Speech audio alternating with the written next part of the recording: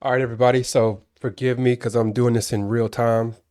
Forgive me. I'm coming to terms with all this craziness like in real time. So, conservative activist Charlie Kirk was shot at a Utah campus and did not survive the shooting. So, let me say this about my. I've got a few things to say. Quite a few things. I'm going to be just thinking out loud for the most part in this video. But first, I want to tell you about who I am. Okay. So, I'm not somebody who automatically begins to praise somebody or changes his perspective on somebody after they died. That's not who I am. If I despised you when you were living, and then I continue to despise you when you're dead.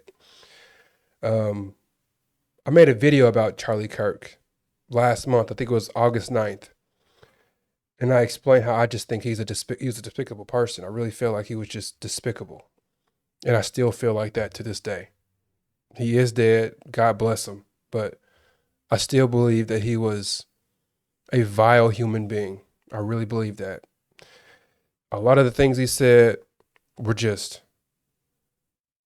plainly racist and unexplainably insensitive. Consistently. He was consistently that way. And I just despised Charlie Kirk. Since I first found out who he was. With all that being said, this is not the answer, man. In almost every situation, I'm just going to give y'all a quick little cheat sheet for life.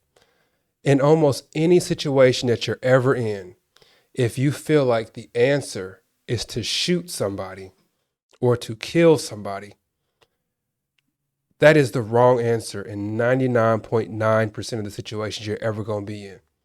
So if you needed a tip from me today, that's your tip. In any situation that you go in for the rest of your life, if you feel like the answer is to kill somebody, the answer that you thought of is incorrect. It's stupid. It's dumb. So there's that. There's two different words that come to mind when I think about what I'm praying that people will gain from this whole situation. Two things. The first one is empathy. The second one is compassion. The things that come out of, or the things that used to come out of Charlie Kirk's mouth were just absent of any compassion and absent of any type of empathy. Same thing for Donald Trump. Same thing for nearly every person who's on the MAGA movement. They lack empathy and they lack compassion. And that's part of what makes people like me and a lot of other folks in this world who have any type of empathy. That's why we despise people like these folks. I've seen a whole lot of people who are almost dancing and giddy, super excited about the fact that this man died. It's the wrong answer, man. The dude, like he was a dad. So that means his kids are growing up without a dad now. It's all bad. It's all bad. He's married. So that means his wife is now a widow. The answer is not to kill somebody.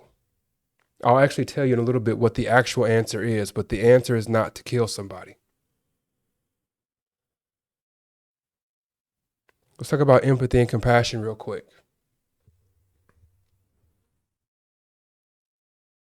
The stuff that Trump, Charlie Kirk, and other folks in the MAGA movement, the things that they talk about and the things that they try to extinguish are typically those things that don't impact their community head on.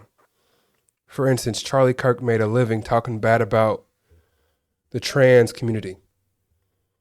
He spoke negatively about the trans community. Why? Because he wasn't trans and no one in his family directly was trans.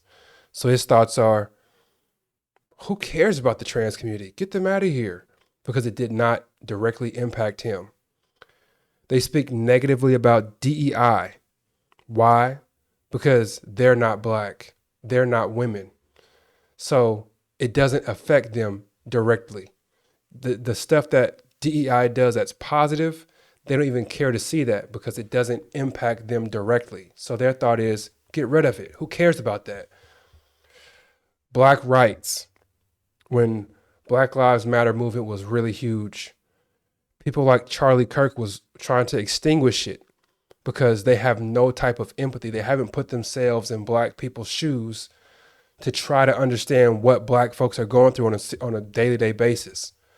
And since they're not putting themselves in black people's shoes, the first thing they think is, oh, they just crying and whining about stuff. It's not that big a deal. Get rid of that. That's their first thought. The reason why I'm hoping that people understand the importance of empathy and compassion when it comes to this is because the comments and the snarky statements that y'all make about these communities that are struggling, we feel that stuff. We feel it.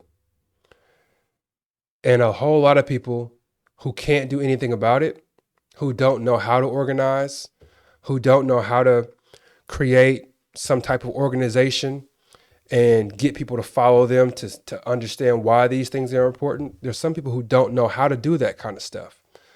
So whenever we're saying, if you don't like what's going on in the community, do something about it. When we say something like that and they don't know how to organize, they look at themselves and say, I do know how to shoot a gun. I do know how to go to this Utah campus that he's going to be at. I can make a change that way.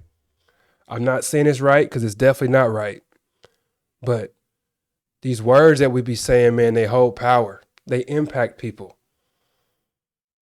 And we cannot just keep on going with these snarky comments with these little smirks on our face like we're so smart and thinking it's cute to put other people down because they have a different way of thinking. This stuff is not funny. It's not cute. And I'm hoping and praying that Charlie Kirk becomes an avatar for that. I watched him countless times standing at these universities, talking to people who were from different communities and just smirking at them and thinking it was so funny and thinking he was so big and bad because he was able to talk to these college kids any way he wanted to.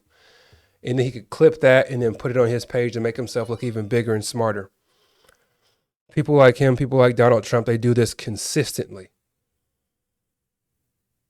They find folks to talk bad about. They make these folks the bad guys. They make them look like the dumb ones.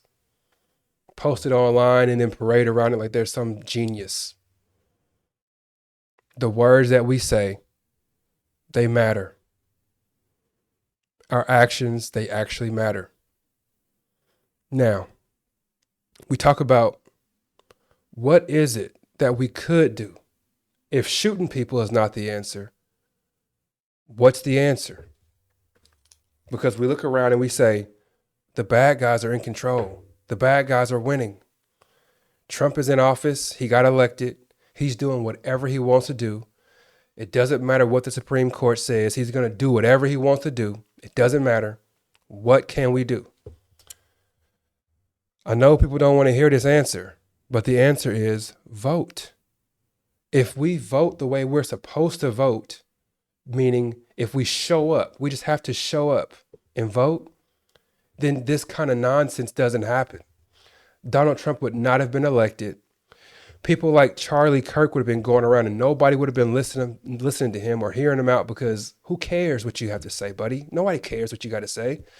But since the MAGA movement is in charge right now, since they're in the lead and they hold every office, right? Like they got the advantage in every office.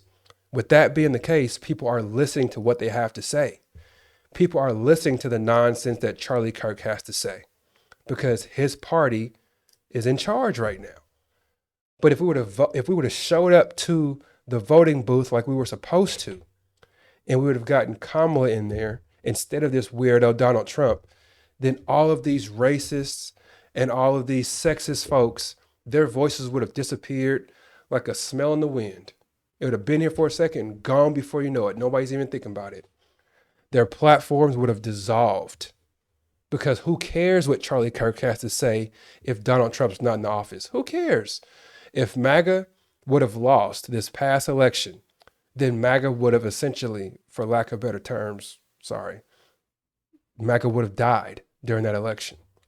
So no one would have cared to hear what MAGA was talking about. So that's the answer, man. Like, we have to start showing up during these elections and voting. The MAGA movement, they are so passionate about everything that's going on right now. They cannot stand the fact that people were beginning to get all these rights. People were beginning to have their voices heard. The MAGA movement hated that so much that they all went to vote because they were so passionate about it. They all went to vote. If you ask, I wish there was some kind of way to do a poll that said, like, how many MAGA people actually went to the polls to vote and how many MAGA people stayed at home. I bet you that poll would be like 95% or 99% of MAGA followers went to vote. If they asked how many people who are against the MAGA movement went to vote, it'd be more like 55 or 60%. We just are not as passionate as they are, and we have to be. Then people like this, Charlie Kirk, their voices just dissipate. No one cares what they have to say anymore. And it wouldn't cause people to feel like they've got to assassinate somebody.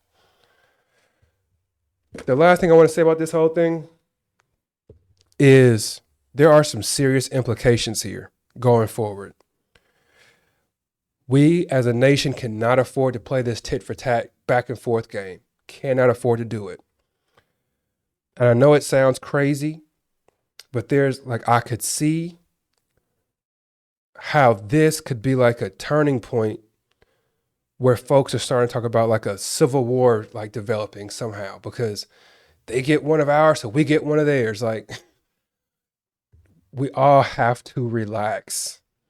And what I want to say is Donald Trump is going to have to behave like an adult over the next week or so about this murder.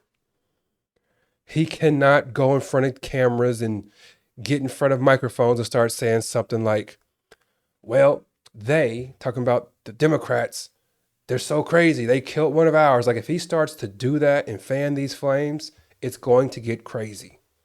So and I know this is like asking my 3-year-old to drive to the store. Well, it's more like asking my 3-year-old to drive to the store in a different state and bring back her groceries tonight.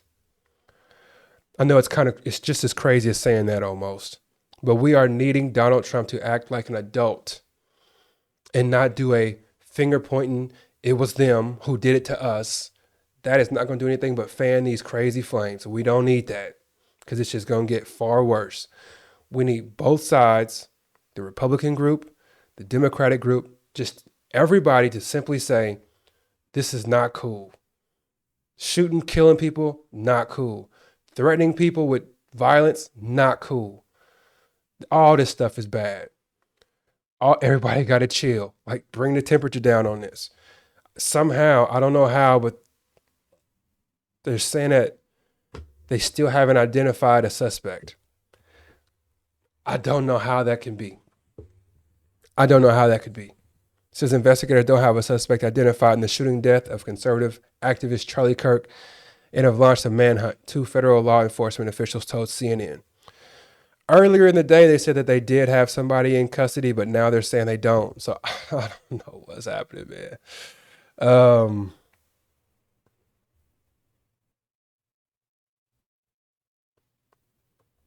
Yeah, this right here, this just popped up 2 minutes ago. This is exactly what we don't need. GOP lawmaker angrily accuses Democrats of fueling violence as tensions erupt on House floor. This is what we don't need. We don't, like Lauren Boebert, who's a vocal supporter of public prayer, complained that silent prayers get silent results, with Democrats audibly groaning, according to a person who witnessed the exchange. Then Representative Anna Paulina Luna, who was close to Kirk personally, began hurling expletives at Democrats. That's what one of the people said. She said, "You effing caused this. Luna shouted across the House chamber, according to another person who overheard her remarks. CNN has reached out to Boebert and Luna for comment. In response, Democrats could be heard shouting back at a school shooting in Colorado Wednesday and a call for action on gun violence.